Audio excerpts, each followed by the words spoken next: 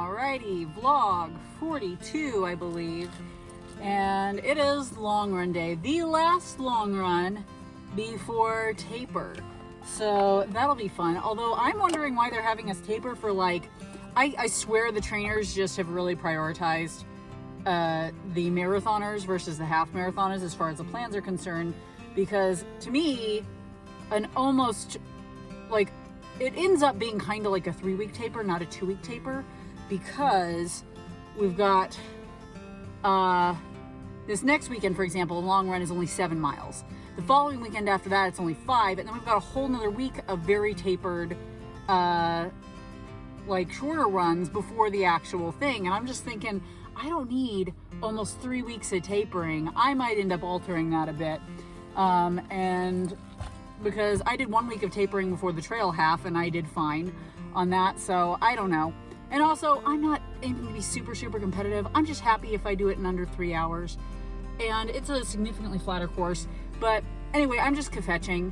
I am wearing my Asics Nova Blasts today, and I am heading out for that 11-mile last long run on the plan. And I'm going to go do some city running to simulate a little bit closer to what it's going to be for the actual race, which is city running. It'll also kind of ensure that I'm forced to take regular breaks periodically, because I'm gonna have to wait for lights at crosswalks and junk all the time. So I figure that'll work good. So I'm not gonna worry too much about my pace or anything like that. I'm just gonna go out, complete the mileage, try not to run out of water, because the only place I found on the route that I planned to get water is about 4.5 miles in, and it's at a Burger King. So I think I'll be okay, but I am bringing my vest, even though that's not what I'm going to use for the race, simply because we don't have any support today, so I have to be self-supported. So I am using the vest, even though the marathon is dumb and doesn't allow vests. But yeah, so that's the plan. We're gonna get going, and I will check in with you later. Bye. Alrighty, 11 miles done. That was very interesting. I was extremely happy when I hit the halfway point and I could go to my Garmin's back to start option instead of the GPS thing that I was using, because the GPS thing I was using was one of the free ones on... No, it wasn't. That's not what I ended up using. I didn't end up using the free one that I downloaded last night on Garmin and tracked the route.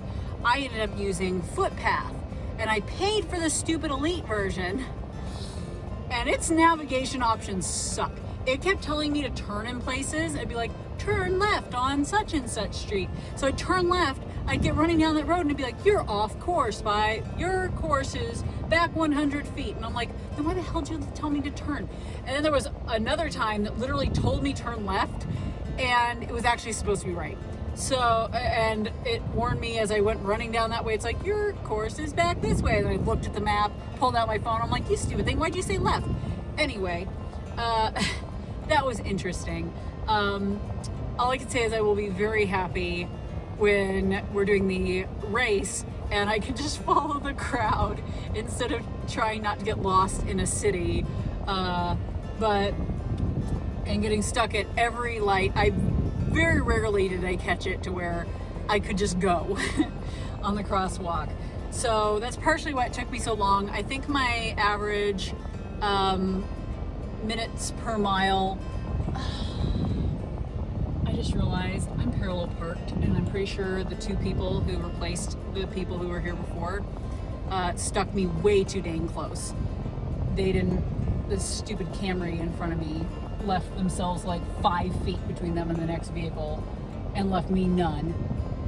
The Ford behind me looks like I can probably back up about 2 feet. I'll probably get out of my car and double check how much room I've got before I go anywhere. But anyway, right now I'm just killing a little bit of time before I'm gonna meet somebody for lunch and hang out and maybe get some pizza and beer. So as my reward for this long run.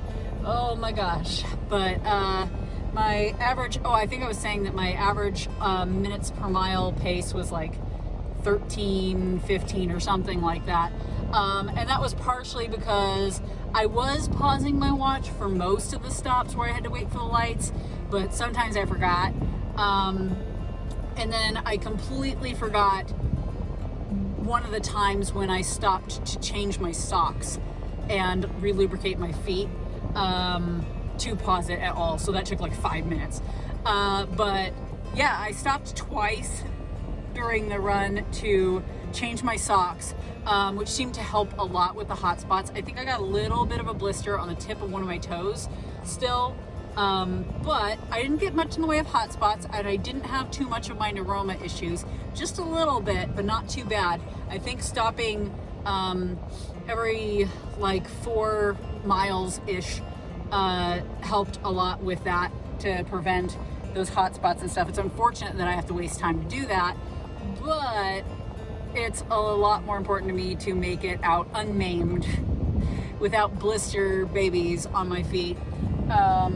So that was fine. And unfortunately, what was actually bothering me, not my feet today, was my one knee was being, well, it's not the knee, it's my IT band syndrome. I know what it is. I recognize that pain, which means that I need to go work on my IT band later.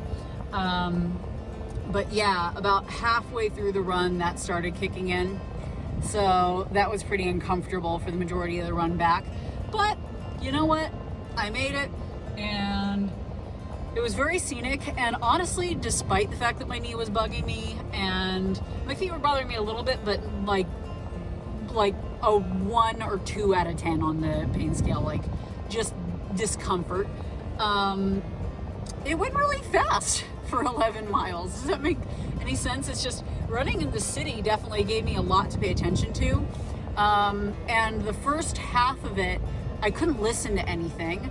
Unfortunately, it would have helped that part go a lot faster, because I had to listen for the silly GPS because I didn't know where I was going. I just plotted a route, and it was an adventure, because I really wish that app had a way of knowing where there are sidewalks and where I'm going to be literally having to run on grass that's like on a slope like this instead.